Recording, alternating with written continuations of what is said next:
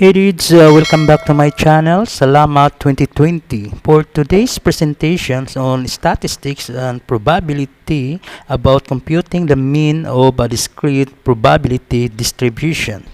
In this video, you will learn how to compute and interpret the mean of discrete probability distributions. We will also answer the questions here.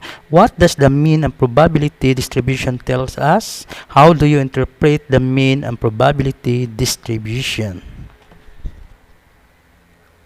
Let's find out first the formula for the mean of the probability distributions.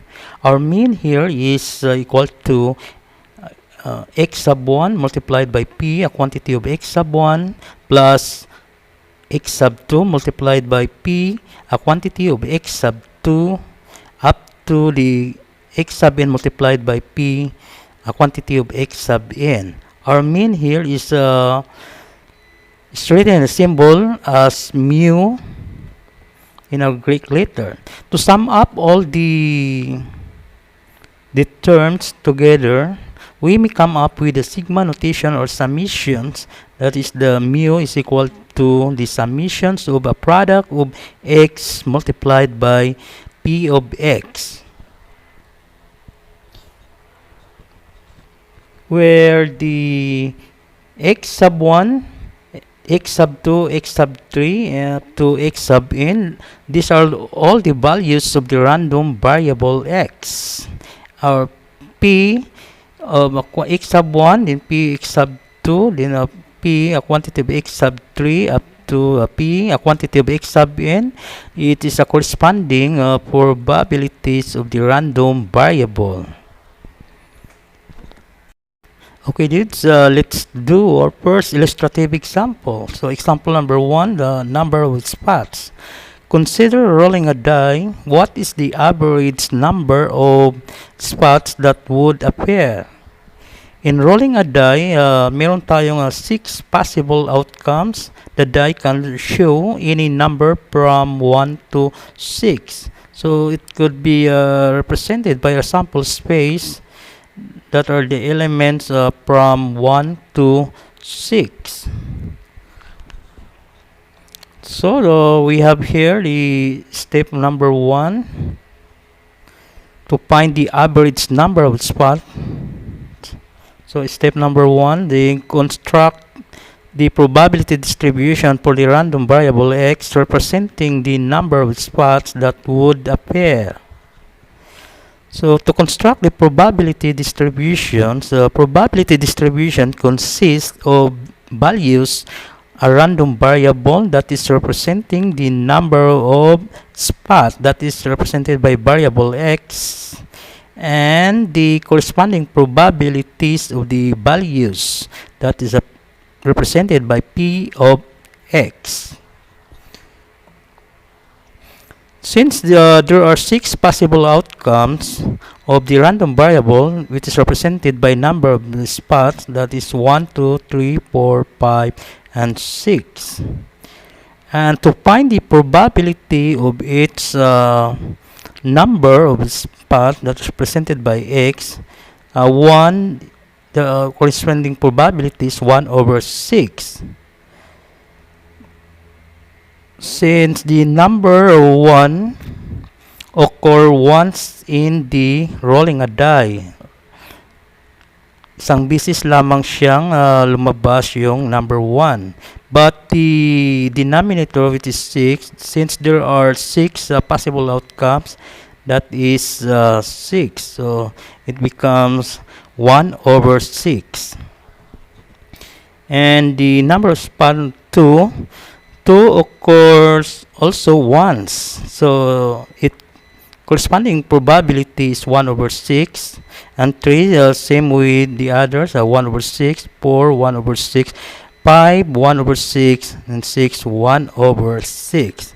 So, okay, that would be our step number 1. Okay, so let us copy first the table for the probability distributions, which consists of the values of a random variable that is represented by the number of spots and the corresponding probabilities of the values. The number of spots that is 1, and its corresponding probability is 1 over 6, and 2 is 1 over 6, 3 is 1 over 6, 4 1 over 6, 5 1 over 6, 6 and 1 over 6. So our step 2, multiply the value of the random variable x by the corresponding probability, that is x times p of x. Okay, a product of x and p of x. Then get the product, or 1 times 1, numerator by numerator, that is 1 over 6. Then 2 times 1 is 2 over 6. Then 3 times 1 is 3 over 6. 4 times 1 is 4 over 6. Then 5 times 1, 5 over 6. 6 times 1, 6 over 6. For our last step, step number 3, add the results obtained in step number 2.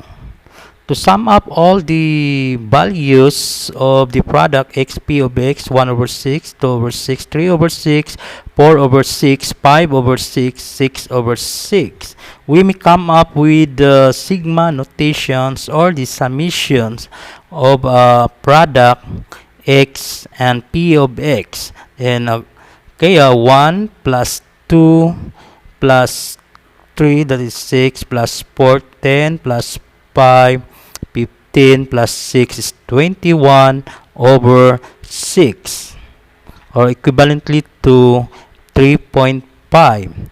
That is also our mean of the probability distributions. Okay, the value of our mean of the probability distribution of x is 3.5. So the value obtained, or the results in step number 3, is called the mean of the random variable x, or the mean of the probability distribution of x. Anong ibig sabihin nito with this result? The mean tells us the average number of spots that would appear in a roll of die. So the average number of spots that would appear is 3.5. Although the die will never show a number which is 3.5, this implies the rolling of die many times, that is a theoretical mean would be 3.5. For example number 2, the probabilities that a surgeon operates on 3, 4, 5, 6, or 7 patients in any day are 0.15, 0.10, 0.20, 0.25, and 0.30 respectively. Find the average number of patients that a surgeon operates on a day.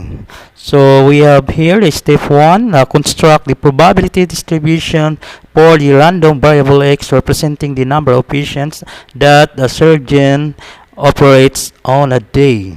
So the probability distribution consists of the values of the random variable representing the number of patients and its probability p of x. So the number of patients here is 3, 4, 5, 6, and 7. Okay, 3, 4, 5, 6, and 7. And its corresponding probability is given here as 0.15, 0.10, 0.20, 0.25, and 0.30.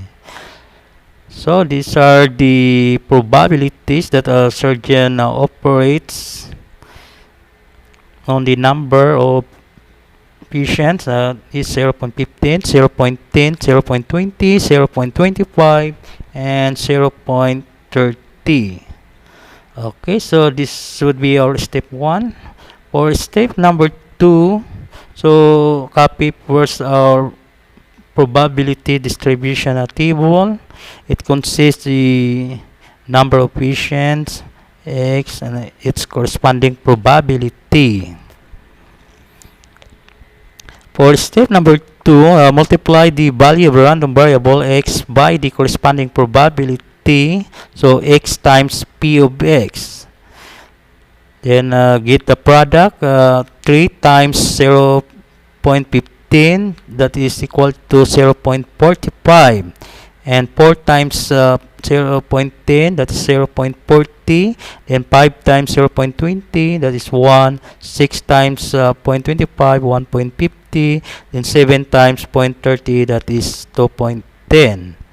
Then for step number 3, the results obtained in step number 2, then get the summations of the x and p of x. Get the sum all together, the number or the values of x and p of x, that is 5.45. That would be the mean of the probability distributions. So the average number of patients that a surgeon will operate in a day is 5.45. And it is also called the mean of the probability distributions of x.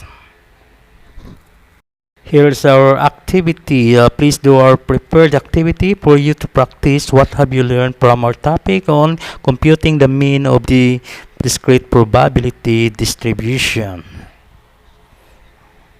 Okay, so yeah, we have two tables here. And the values of random variable and its corresponding probability, and find the summations of x and p of x.